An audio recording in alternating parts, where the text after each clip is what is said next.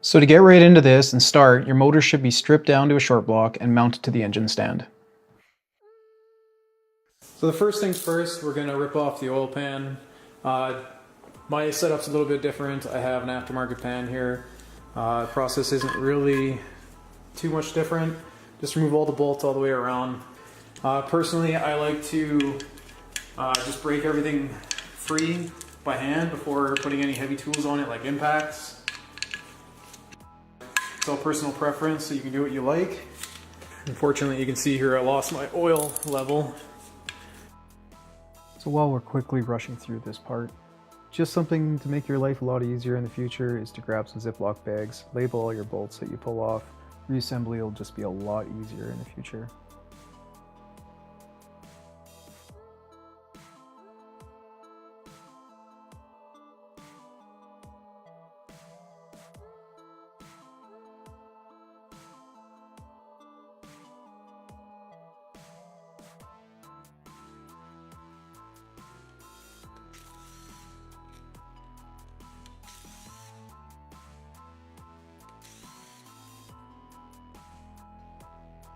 So one thing that you need to take note of, even with aftermarket pans like this, you really don't want to wreck any of the sealing surfaces that meet the bottom of the engine block. You want to take a lot of care in prying this off quite lightly and just slowly working through, especially the factory pan. It is extremely thin. You can bend that thing in every which way. So take your time, get it off. This aftermarket one, I have it sealed with RTV, and it has actually an aftermarket O-ring that's included with this pan. So the best tools for the job are going to be a soft blow hammer and a lighter pry wrench, just not to exert too much force on these pans. And just find little solid points, anywhere you can get a little edge, and just slowly work at it. It'll eventually come.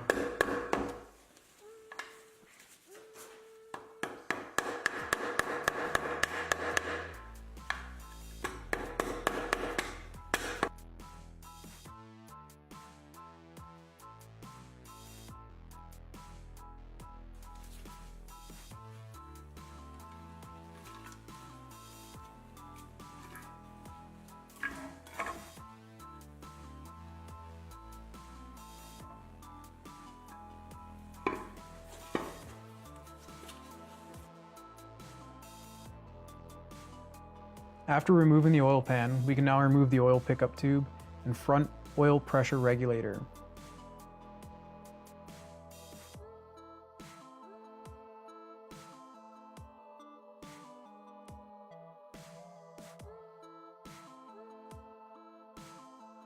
Inside the regulator, we have a spring and the front plunger, which might be slightly stuck from the oil, so be mindful of being able to get this out later.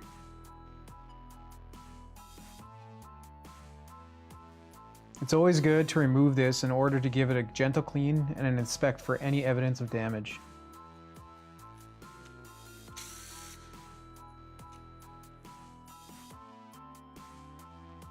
After removing the oil pickup tube, it doesn't hurt to take a quick look at it and check for any cracks in the tube. This would act like a broken straw and prevent the oil from properly being picked up to do its job.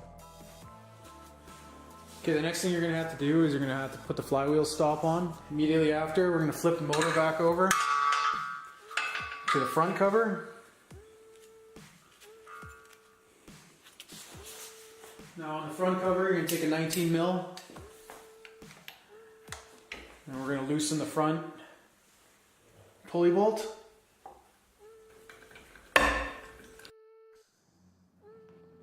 After breaking the front pulley bolt free, you only want to leave it loosened. Leave it in and we'll now flip the motor over and continue with the flywheel.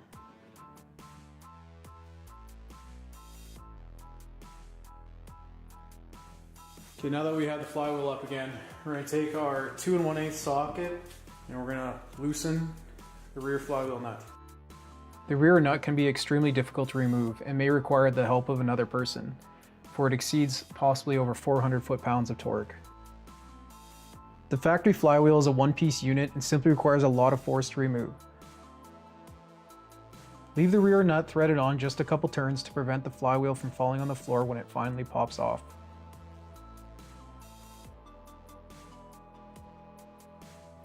Using the combination of a rubber mallet and a pry bar, avoid striking the clutch's friction surface area and the outer teeth to avoid damaging their engagement with the starter.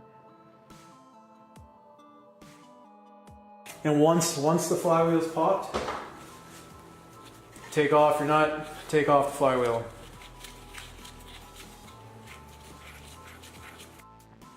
If you have a two-piece clutch as myself, you can remove the rear nut and the bolts holding it onto the counterweight.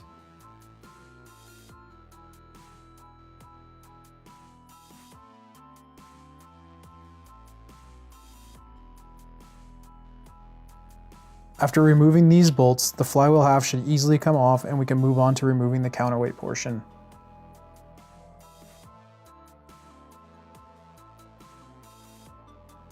If you do not have a counterweight pulling tool, I'll add a link and show you how I've made my own.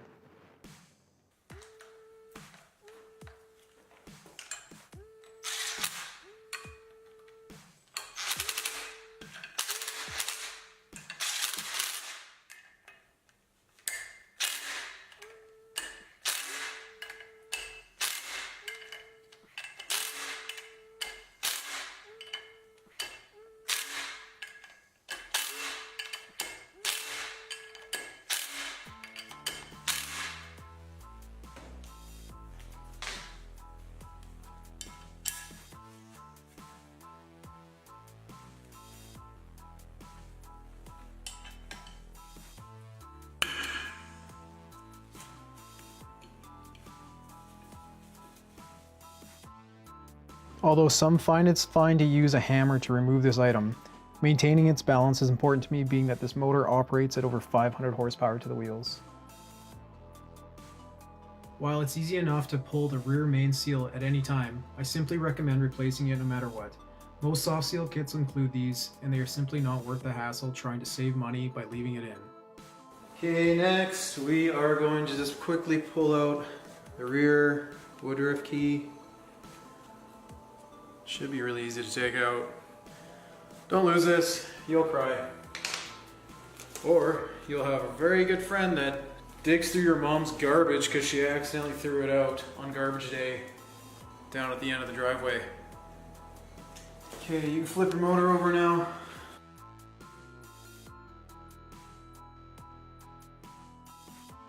This should only be hand tight from earlier. After we have flipped the motor back to the front, we can remove the hand-tight bolt that we left in, followed by the oil thermostat, or in my case, a solid aftermarket plug, which is used to prevent any failures of this stock piece. Under this, we also have a spring that you may need a small pick to remove afterwards.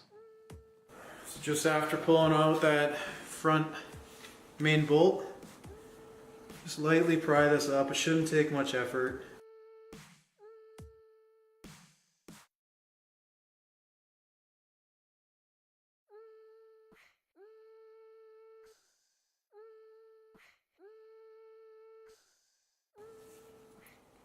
Just a note, when taking this off, don't pull this apart if you don't have to.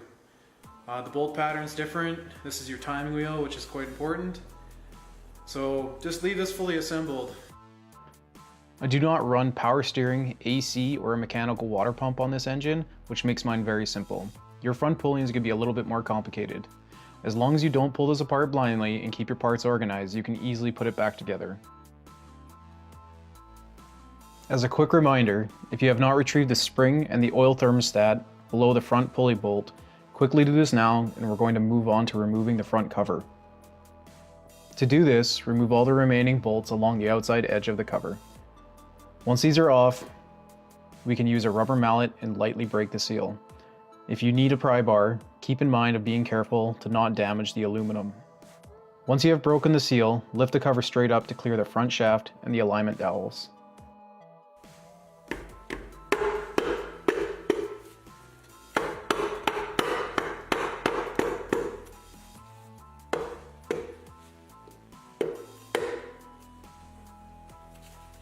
Just lift straight up as possible.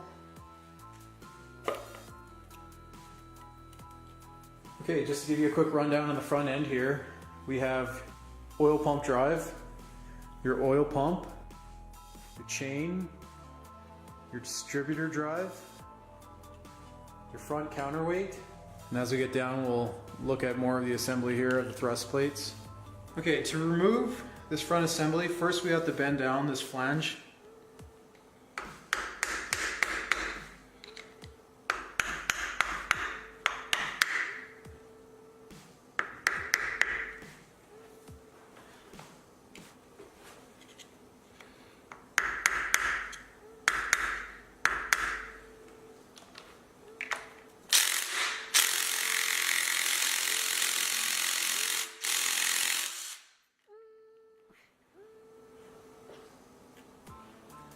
Just to show you guys, this washer actually has a little tit to go in to the oil pump drive.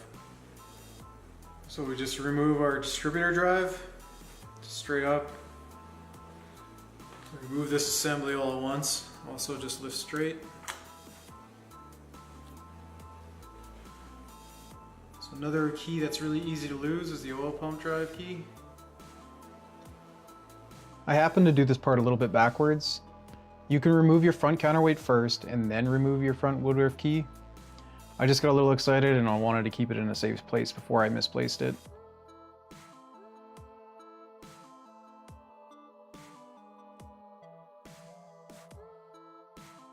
Your front thrust ring may get stuck just as mine did to the front counterweight, so just keep this in mind so you don't lose it later.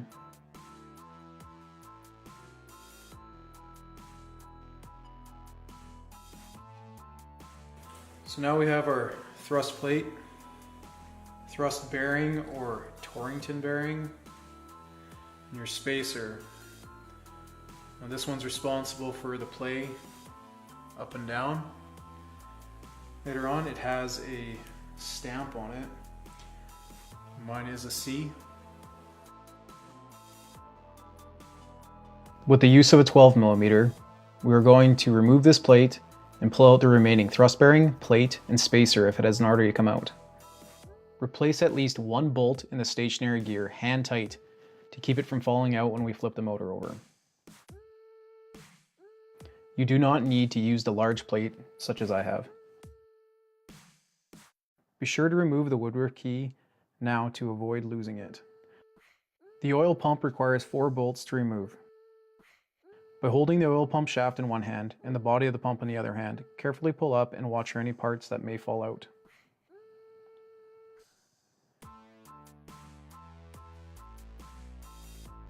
The dots that you can see on these bottom gears should be facing the same direction toward the inside of the motor itself.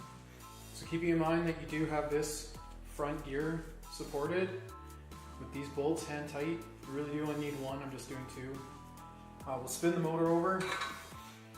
Start working from the backside.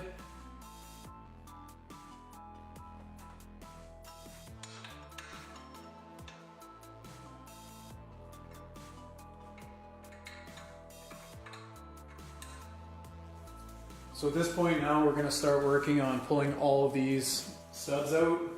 Mine is going to be a little bit different. I have an APR set, the 2-piece. So as I just quickly remove all these nuts and washers off these studs, I just wanted to comment that I would recommend breaking all the studs loose with a breaker bar before using an impact, just to be easier on these studs. These stock studs are just 1-piece bolts with a special washer and an O-ring.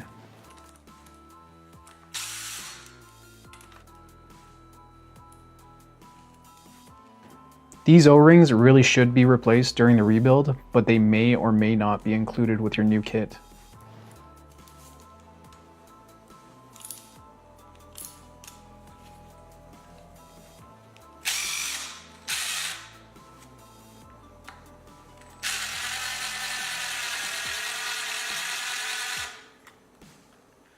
You may notice that I have silicone on all these. The washers that come with this set, they don't seal the same way as the factory studs, which have a built-in O-ring. So the aftermarket studs only involve the center of the keg. You still have to use the factory long bolts down the side.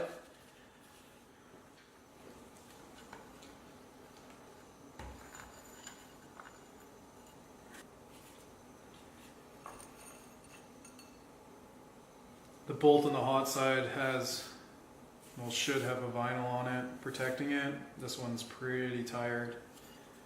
And then the long smooth one is internal. Keep your studs in a nice clean environment. There's a very fine thread on these.